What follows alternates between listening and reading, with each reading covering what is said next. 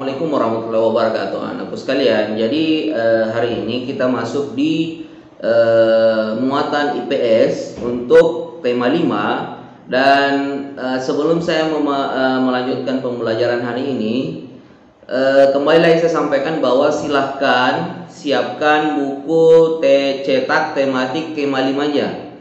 Jadi sekali lagi saya sampaikan, silahkan siapkan buku tematik tema 5-nya yang dibagikan dari sekolah untuk mengikuti penjelasan saya. Karena seperti kemarin IPA, hari ini saya ingin menyelesaikan IPS mulai dari awal sampai dengan selesai tema 5. Jadi semuanya saya akan bikin dalam satu video pembelajaran. Ya, jadi untuk memudahkan kalian mengikuti materinya, silakan disiapkan bukunya. Jadi sebentar saya akan sebutkan halamannya. Kalian juga membuka halaman pada buku kalian yang sedang kalian pegang. Oke. Materi IPS hari ini itu tidak untuk tema 5 itu tidak terlalu banyak, beda dengan IPA kemarin. Kalau IPA kemarin memang banyak sekali. Kalau untuk IPS di tema 5 itu tidak terlalu banyak. Jadi kalau tidak salah kita cuma punya 4 halaman saja. Jadi kita cuma punya 4 halaman saja, namun itu terpisah-pisah halamannya dari lembaran awal buku sampai dengan terakhir. Oke, kita langsung saja masuk. Coba sekarang semua dibuka halaman 20 ya. Semua dibuka halaman 20. Nah, di halaman 20 di situ kita melihat mengenal letak geografis Indonesia. Jadi materi pertama kita itu adalah bagaimana cara kita mengenal letak geografis Indonesia. Coba kita baca. Letak geografis merupakan letak suatu daerah atau negara dilihat dari kenyataan di permukaan bumi. Sebenarnya untuk letak geografis ini sebenarnya kita sudah menjelaskan dalam video pembelajaran itu di tema 1 kalau tidak salah. Di tema 1 itu sudah ada tentang letak geografis dan video pembelajarannya itu masih ada. Sampai sekarang kalian bisa lihat kembali. Jadi pengertiannya itu adalah letak geografis merupakan letak suatu daerah atau negara dilihat dari kenyataan di permukaan bumi. Jadi perlu saya sampaikan kembali bahwa kalau berbicara tentang letak, Indonesia itu terdiri dari 2 letak, yaitu letak geografis dan letak astronomis. Kalau geografis yaitu kenyataan letak negara Indonesia itu dilihat dari permukaan bumi. Apa di sebelah utara, apa di sebelah selatannya, apa di sebelah utara, itu yang dimaksud dengan letak geografis. Dan kedua adalah letak astronomis. Kalau letak astronomis itu biasanya kita melihat dari garis lintang dan garis bujur pada peta seperti itu. Nah, lanjut. Letak geografis sebuah daerah atau negara dibatasi oleh letak geografis daerah atau negara lain yang berbatasan. Seperti yang saya katakan tadi bahwa dilihat dari misalnya sebelah utaranya itu negara apa atau laut apa dan lain sebagainya. Indonesia terletak di antara 2 benua, ya, yaitu benua Asia dan benua Australia. Sebenarnya ini pembahasan berulang tapi tidak apa-apa. Demikian juga Indonesia terletak di antara 2 samudra, yaitu Samudra Pasifik dan Samudra Hindia. Indonesia berbatasan langsung dengan beberapa negara seperti Malaysia, Singapura, Filipina, Vietnam, Papua Nugini, dan Australia. Letak geografis Indonesia dianggap strategis karena menjadi tempat persilangan antara 2 benua dan 2 samudra. Oke, lanjut. Negara Indonesia merupakan negara kepulauan. Nah, ini yang dimaksud. Kenapa dikatakan negara kepulauan? Karena banyak pulaunya. Terdapat lebih dari 17.000 pulau berukuran besar dan kecil berada di wilayah Indonesia. Dari sejumlah pulau tersebut, sekitar 6.000 pulau tidak berpenghuni. Jadi dari banyaknya pulau di Indonesia itu ternyata ada 6.000 pulau itu tidak ada orang yang meninggal di situ. Jadi sebenarnya di negara Indonesia itu ada pulau dan ada 6.000 pulau yang tidak ada orang yang tinggal di sana. Artinya pulau kosong. Nah, ini perlu kalian tahu. Lanjut. Pulau tidak berpenghuni. Beberapa pulau besar di Indonesia antara lain Pulau Jawa, kalian pasti sudah tahu, Kalimantan, Sumatera, Sulawesi, dan Papua. Sementara itu, beberapa pulau kecil yang berada di wilayah Indonesia antara lain Pulau Nias, Siberut, Bangka, Belitung, Madura, Bali, Lombok, Flores, Ambon, dan Halmahera. Itu adalah pulau-pulau kecil yang sebenarnya orang banyak kenal juga. Oke, kita lanjut. Coba dilihat di situ ada peta Indonesia 34 provinsi, itu adalah peta terbaru. Wilayah negara Indonesia berbatasan membentang dari Sabang di barat hingga Merauke di sebelah timur. Jadi kalau biasa orang dari Sabang sampai Merauke, itu yang dimaksud. Jadi Merauke itu di Merauke itu di sebelah timur, dan kemudian di sebelah timur terdiri atas daratan dan perairan. Luas daratan Indonesia adalah, jadi ini perlu kalian tahu juga, luas daratan Indonesia itu adalah 1.922.570 km bujur sangkar. Nah, itu adalah luas daratan Indonesia keseluruhan jika ditambahkan semua. Luas perairan Indonesia adalah 3.257.483 km bujur sangkar. Seperti itu. Jadi di sini kita bisa lihat kalau kita membandingkan antara luas perairan dan luas daratan, sebenarnya luas perairan Indonesia itu hampir tiga kali lipat dibandingkan dengan luas daratan di Indonesia. Nah, makanya selain dari Indonesia banyak pulau, dikatakan negara kepulauan atau negara maritim itu karena Indonesia juga memiliki perairan yang luas, itu yang dimaksud. Oke. Nah, sekarang kalian silakan lanjut di halaman 29 semua.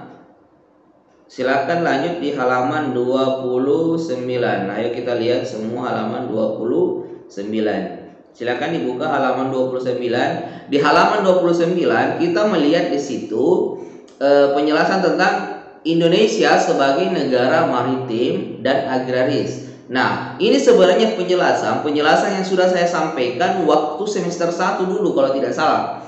Di situ ada video pembelajaran yang saya bikin itu yang bagus, yang menunjukkan pulau-pulau. Di situ sebenarnya sudah ada penjelasannya tentang negara maritim dan negara agraris. Tapi tidak apa-apa, ini mengulang, tapi tidak ada masalah juga ya, tidak ada masalah juga.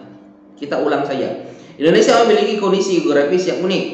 Di antara negara-negara yang ada di kawasan Asia Tenggara, perhatikan dengan seksama peta Indonesia. Coba di situ dilihat ada peta Indonesia kembali.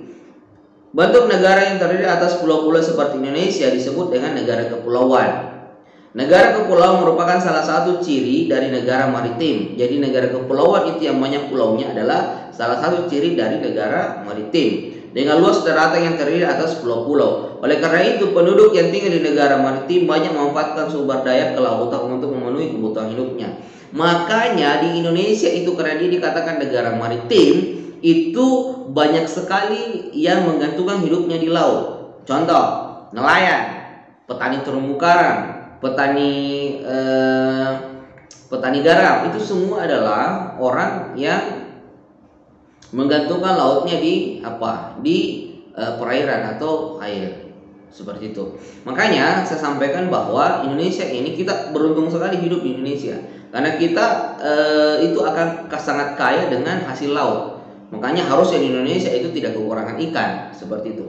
Makanya waktu zaman Menteri Susi Pujiastuti sebagai Menteri Kelautan itu sangat bagus, karena negara-negara yang oknum penduduknya yang masuk ke Indonesia untuk mencuri ikan itu diledakkan kapalnya sampai tidak ada lagi yang berani masuk ke Indonesia untuk mencuri ikan. Seperti itu dulu zamannya Pujiastuti. Kita lanjut. Selain sebagai negara kepulauan dan maritim, berdasarkan kondisi geografisnya, Indonesia juga merupakan negara agraris. Negara agraris adalah negara yang sebagian besar penduduknya bekerja sebagai petani yang mengelola lahan pertanian. Jadi tadi sudah negara maritim itu adalah negara yang banyak pulaunya dan banyak perairannya. Kemudian Indonesia selain dari negara maritim itu ternyata adalah negara agraris. Nah, apa itu negara agraris? Negara agraris adalah negara yang penduduknya itu banyak berprofesi sebagai petani atau sebagai petani yang mengelola lahan pertanian. Makanya dikatakan negara agraris. Seperti itu. Makanya di Indonesia itu banyak sawah. Jadi tidak ada alasan sebenarnya kalau misalnya Indonesia itu kekurangan beras. Jadi harusnya pemerintah itu memperhatikan petani-petani yang ada di Indonesia, seperti itu. Jangan terlalu banyak mengimpor beras dari luar. Karena kenapa? Kasihan orang yang petani-petani Indonesia kalau kita mengimpor beras dari luar, karena otomatis beras yang ada di Indonesia itu tidak terlalu laku seperti itu. Makanya itulah masyarakat Indonesia. Oke, lanjut. Sebagai negara agraris, tentu saja negara Indonesia memiliki lahan yang subur yang sangat cocok untuk pertanian dan perkebunan. Jadi Indonesia itu memiliki tanah yang subur. Orang bilang dulu apa saja yang kau tanam di Indonesia itu akan tumbuh dengan subur. Itu pepatah dulu. Tapi sebenarnya ada juga karena memang Indonesia itu adalah tanah yang subur. Kita beruntung tinggal di Indonesia. Yang cocok untuk pertanian dan perkebunan. Perhatikan kembali peta Indonesia tersebut yang ada di halaman tadi 29. Gunung berapi yang negara Indonesia memiliki banyak sekali gunung berapi yang masih aktif. Abu vulkanik gunung berapi dapat menyuburkan tanah yang berada di sekitarnya. Tanah yang subur merupakan sumber daya alam yang penting untuk pertanian dan perkebunan. Jadi begini ya, di Indonesia itu banyak sekali gunung berapi yang aktif. Nah, abu vulkanik pada saat gunung berapi itu meletus mengeluarkan magma dan lava, pada saat itu kering, itu abu vulkaniknya itu adalah salah satu akan membentuk lapisan tanah yang sangat subur. Makanya orang-orang di Yogyakarta itu kalau sudah gunung Merapi itu sudah meletus, di daerah sekitarnya itu akan sangat subur untuk ditanami tanaman apapun seperti itu, karena memang abu vulkanik yang keluar dari perut bumi atau dari gunung Merapi itu pada saatnya sudah kering itu akan membentuk lapisan tanah yang sangat subur seperti itu. Lanjut. Keberadaan negara Indonesia sebagai negara tropis juga sangat menguntungkan. Adanya dua musim, yaitu musim kering dan musim kering atau musim kemarau dan musim basah atau musim hujan, membantu para petani dan nelayan Indonesia untuk bekerja. Kekayaan laut dan pertanian merupakan sumber daya andalan Indonesia. Jadi sebenarnya begini, Indonesia itu adalah negara tropis, sungguh beruntung untuk sebuah perkebunan dan sebuah pertanian serta sebagai nelayan. Karena kenapa? Beda kayak di Jepang, di Korea itu ada 4 musim. Ada musim dingin, musim gugur, dan lain sebagainya. Musim panas, musim semi. Kalau di Indonesia itu cuma 2, ada musim hujan, musim kemarau. Makanya tanahnya itu dan keadaan tropisnya itu yang membuat tanaman itu akan mudah untuk tumbuh di Indonesia seperti itu. Oke. Selesai di halaman 29, kita lanjut di halaman 113 ya. Di halaman 113. Coba dilihat semua halaman 113. Kita lihat di halaman 113.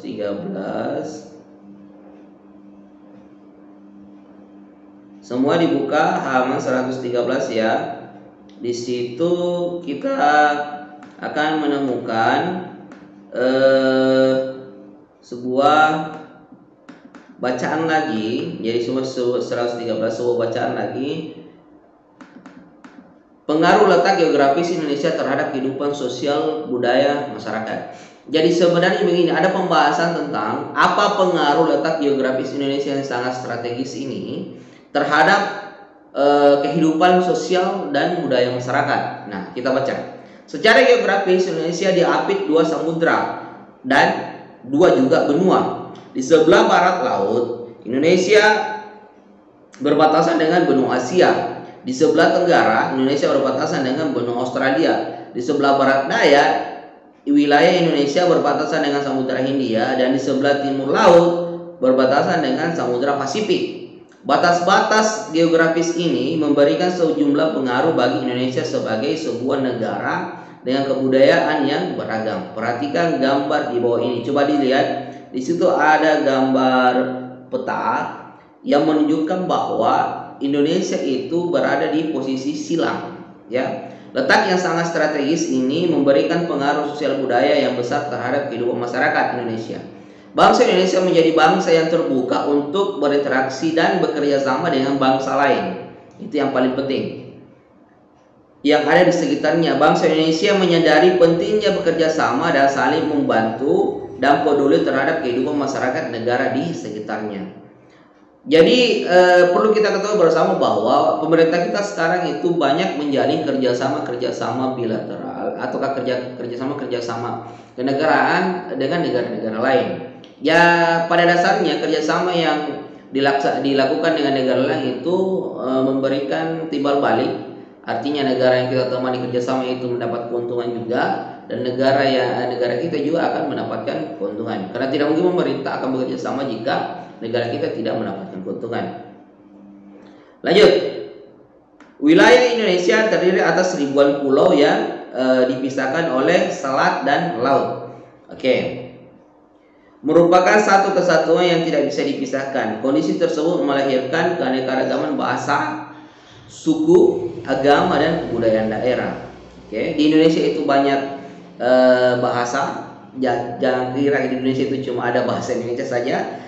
Di Indonesia itu ada banyak sekali bahasa. Mulai dari di Sulawesi saja itu sudah ada beberapa bahasa. Ada bahasa Makassar, ada bahasa Bugis, ada bahasa Tanah Toraja, dan lain sebagainya. Belum di daerah-daerah lain, itu banyak sekali bahasa. Itulah satu keanekaragaman kita yang perlu kita banggakan. Kemudian suku apalagi? Suku itu di Indonesia sangat banyak. Kemudian agama, kalau agama di Indonesia itu tidak terlalu banyak, tapi diakui oleh negara kita. Jadi kalau tidak salah sekarang itu sudah 5 agama atau 6 agama. Dan kebudayaan daerah. Nah, kebudayaan itu juga banyak, atau kebiasaan atau adat istiadat setiap daerah itu berbeda-beda. Kebudayaan daerah merupakan kebudayaan yang tumbuh dan berkembang di daerah-daerah seluruh wilayah Indonesia dan mempunyai ciri khas daerah tersebut. Jadi kebudayaan yang ada, kenapa di negara Indonesia itu ada banyak budaya setiap daerah? Karena kenapa? Setiap daerah itu memiliki ciri khas yang berbeda-beda. Sesuai dengan apa? Sesuai dengan warisan dari nenek moyang mereka masing-masing.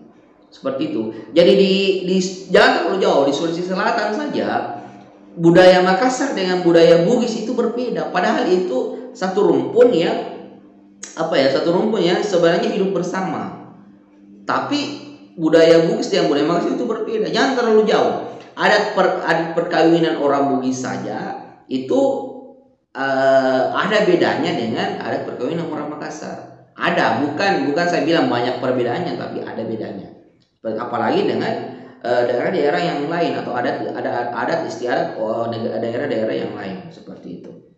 Kebudayaan daerah merupakan akar dari kebudayaan nasional. Keragaman tersebut menjadi kekhasan dan daya tarik tersendiri bagi pihak-pihak luar serta memperkaya kebudayaan nasional.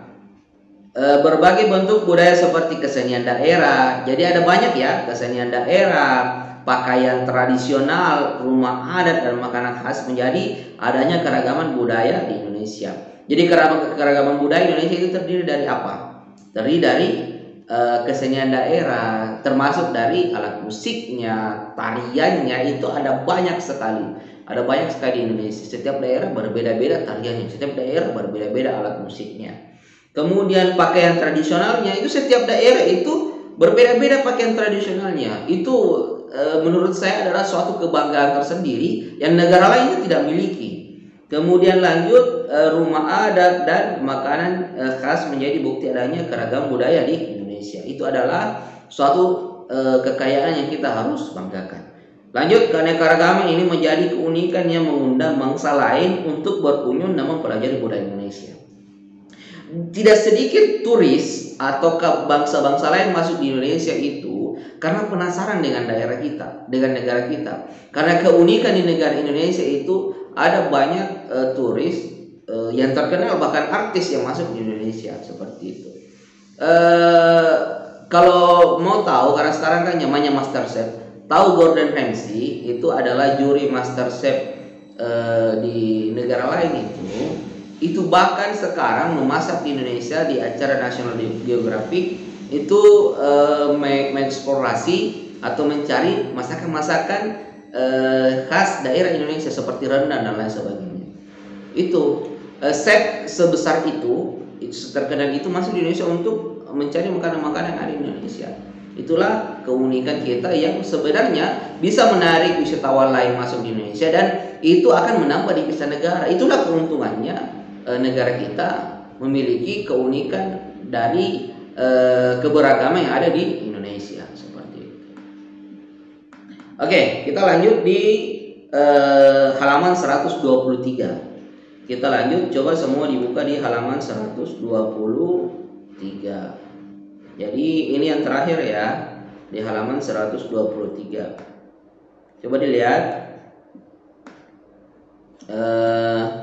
Jadi ini adalah pembahasan terakhir di IPS di tema 5. Coba dilihat, di situ ada potensi Indonesia sebagai negara maritim dan agraris. Potensi itu adalah apa ya, keuntungan apa yang bisa kita dapatkan dari Indonesia itu sebagai negara agraris dan maritim, seperti itu. Apa yang bisa didapatkan seperti itu. Letak geografis Indonesia sangat menguntungkan karena berada di tengah-tengah jalur perdagangan dunia. Itu pernah dijelaskan dulu waktu semester 1 ya. Terletak di antara Samudra Hindia dan Samudra Pasifik serta benua Asia dan benua Australia. Sejak dahulu kala Indonesia tidak pernah sepi, khususnya oleh kapal-kapal yang membawa komoditas perdagangan dari suatu negara ke negara lain. Jadi begini, sejak dulu itu kenapa sebenarnya begini ya? Kenapa Indonesia dulu bisa dijajah oleh bangsa Barat? Karena sebenarnya bangsa Barat dulu masuk ke Indonesia itu awalnya cuma untuk mencari rempah-rempah. Karena kenapa? Di Indonesia itu sangat banyak rempah-rempah ataukah hasil-hasil perkebunan dan pertanian. Makanya orang-orang Barat pada zaman dulu itu masuk di Indonesia, berlayar ke Indonesia itu untuk mencari rempah-rempah. Karena orang Barat sampai di Indonesia melihat kekayaan alam Indonesia yang sangat besar, makanya bangsa itu tertarik untuk menjajah Indonesia. Itulah sebenarnya. Jadi awalnya itu cuma karena bangsa lain masuk Indonesia untuk mencari rempah saja. Setelah itu menjajah. Itulah jeleknya. Nah, lanjut. Tidak hanya itu, sumber daya yang tersimpan di dalam laut Indonesia ternyata amat potensial. Data Food and Agriculture Organization atau FAO 2015 menyebutkan bahwa Indonesia penghasil terbesar di dunia untuk produk rumput laut dan tuna. Jadi ternyata tahun 2015 itu FAO menobatkan Indonesia sebagai penghasil rumput laut dan tuna terbesar di dunia. Karena kenapa? Rumput laut itu adalah salah satu komoditas yang sangat-sangat dicari karena itu bisa menjadi agar-agar ya, agar-agar. Sampai sekarang seperti itu. Kemudian tuna, makanya banyak bangsa-bangsa lain ataukah oknum-oknum dari negara lain, nelayan negara lain itu masuk Indonesia untuk mencuri ikan tuna. Jadi jangan kira bahwa penghasil tuna terbesar itu di Jepang pada tahun 2015 ya. Pada tahun 2015 itu penghasil tuna terbesar itu di Indonesia. Makanya banyak tuna itu diekspor ke luar negeri, utamanya ke Jepang. Karena di Jepang itu banyak orang makan tuna, dibikin sashimi ataukah ikan tuna mentah dimakan. Seperti itu. Lanjut. Dunia dan produk rumput laut tuna. Indonesia juga menjadi penghasil kepiting dan udang terbesar kedua setelah Cina. Beragam produk unggulan perikanan tersebut tersebar di seluruh wilayah Nusantara. Sentra produksi udang berada di wilayah Sumatera dan Jawa Barat. Ya, kepiting tersebar di Jawa, Sumatera dan Kalimantan. Penghasil utama rumput laut berada di wilayah Sulawesi dan Nusa Tenggara. Ya, ternyata tempat kita atau pulau kita ini adalah penghasil rumput laut terbesar. Oke. Sementara itu kawasan penghasil tuna berfokus di Papua, Maluku dan Sulawesi Utara. Dari angka ini hanya sekitar 10% yang saat ini telah dieksplorasi. Hanya sekitar 10% yang saat ini telah dieksplorasi dan dimanfaatkan. Sampai sekarang kekayaan laut Indonesia itu sebenarnya untuk ikan tuna itu dari 100% baru 10% yang sudah diambil. 90% yang masih ada di laut. Itu. Saking kayanya Indonesia akan tuna tersebut. Jadi perlu kita bangga dan perlu kita menjaga laut Indonesia. Oke, kita lanjut. Oke. Selain itu, perairan Indonesia menyimpan 70% potensi minyak karena terdapat kurang lebih 40 cekungan minyak yang berada di perairan Indonesia. Jadi selain dari kekayaan laut seperti ikan, ternyata Indonesia itu memiliki 40 cekungan. Yang apa itu yang maksudnya 40 cekungan itu adalah di cekungan itu bisa orang mengobor untuk mendapatkan minyak seperti itu. Dan minyak bumi yang harganya itu sangat mahal. Jadi itu adalah salah satu hasil kekayaan alam kita yang perlu kita jaga dan tidak boleh diambil oleh orang asing seperti itu. Oke, selain terkenal sebagai negara maritim, Indonesia juga merupakan sebuah negara agraris atau negara pertanian atau perkebunan. Indonesia sejak dahulu sudah dikenal sebagai penghasil rempah-rempah yang memiliki tanah yang subur. Kelapa sawit, beras, jagung, lanjut di halaman 124, cengkeh, tembakau, teh, karet, kopi, dan tebu merupakan beberapa contoh dari sekian banyak hasil pertanian perkebunan Indonesia. Peminat produk-produk hasil pertanian Indonesia ternyata banyak di luar negeri. Karena kenapa? Di luar negeri tidak ada yang seperti itu.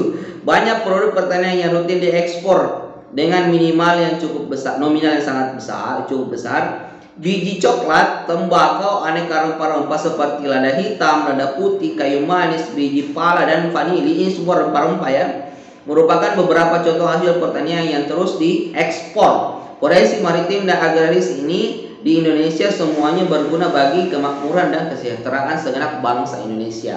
Jadi sepatutnya lah bahwa kekayaan negara Indonesia itu dimanfaatkan sedemikian rupa untuk kesejahteraan bangsa Indonesia atau rakyat Indonesia itu sendiri. Jangan sampai kekayaan kita tapi dinikmati oleh orang asing atau orang dari negara lain. Tidak boleh seperti itu. Sebagai negara kepulauan, sistem komunikasi dan transportasi menjadi faktor penting dalam kehidupan berbangsa dan meningkatkan perekonomian saat ini. Jaringan komunikasi telah dibangun sedemikian rupa sehingga dapat menjangkau wilayah-wilayah terpencil di Indonesia. Jaringan komunikasi ini akan memudahkan berbagai transaksi ekonomi, menyangkut permintaan dan penyediaan barang ekonomis antar daerah dan antar pulau. Jaringan komunikasi juga membantu terbentuknya kesatuan bangsa karena memudahkan hubungan antar suku yang berada di tempat yang terpisah. Jadi jaringan telekomunikasi di Indonesia itu sebenarnya sudah sangat banyak.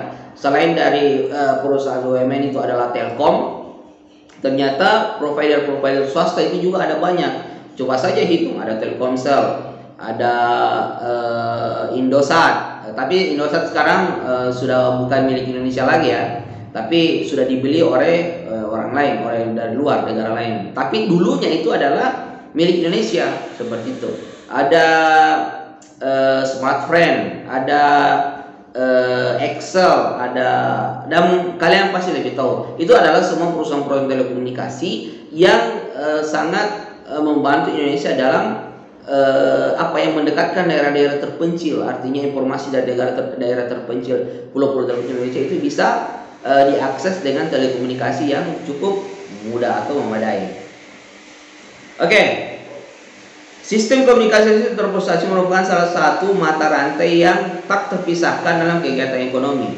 Jadi telekomunikasi, transportasi itu adalah satu mata rantai yang tidak bisa dipisahkan untuk perekonomian yang ada di Indonesia. Pemenuhan kebutuhan barang didistribusikan melalui jaringan transportasi. Jadi distribusi itu pengiriman barang dari daerah satu ke daerah yang lain itu dengan transportasi melalui laut dengan menggunakan kapal. Sebagai negara kepulauan saat ini, pemerintah membangun sistem transportasi udara yang lebih baik untuk mempermudah dan mempercepat perpindahan manusia dan barang. Pemerintah juga membangun sistem transportasi darat yang semakin baik dengan menyediakan berbagai pilihan moda angkutan seperti kereta api, transportasi laut pun menjadi salah satu sistem transportasi yang memudahkan distribusi barang dan perpindahan penduduk antar pulau. Jadi begini ya, selain dari udara, ternyata ada juga darat dan laut. Karena kalau udara itu biasanya digunakan untuk penumpang orang yang mempunyai dana yang lebih banyak dibandingkan dengan laut. Kalau laut, tapi dia lebih cepat juga. Orang naik pesawat itu tuh berapa kali lipat lebih cepat daripada orang naik kapal laut. Tapi kapal laut itu lebih murah daripada naik pesawat. Kalau barang itu lebih murah, lebih bagus dibawa oleh kapal kontainer-kontainer yang isinya adalah barang-barang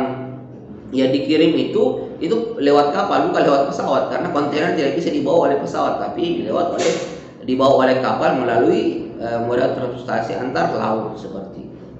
Oke, itu untuk pembahasan IPS di tema 5. Itu semua pembahasan atau seluruh pembahasan IPS tema 5 mulai dari awal sampai akhir. Sekali lagi saya sampaikan, kenapa saya jelaskan atau kenapa saya membahas materi ini dari awal sampai akhir secara keseluruhan. Sekali lagi saya sampaikan bahwa saya takut, saya pengalaman biasanya jadwal semester 1 itu tiba-tiba turun. Jadi biasanya itu materi kita belum selesai, semesternya sudah turun. Tapi kalau misalnya saya bikin dulu video pembelajarannya secara keseluruhan, itu kan sisa kalian bisa melihat kapan saja.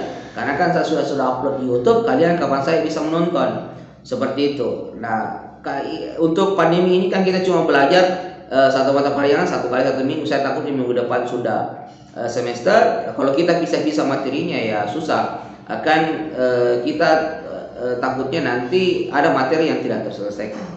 Oke, cukup. Wabillahi taufiq wal hidayah. Assalamualaikum warahmatullahi wabarakatuh.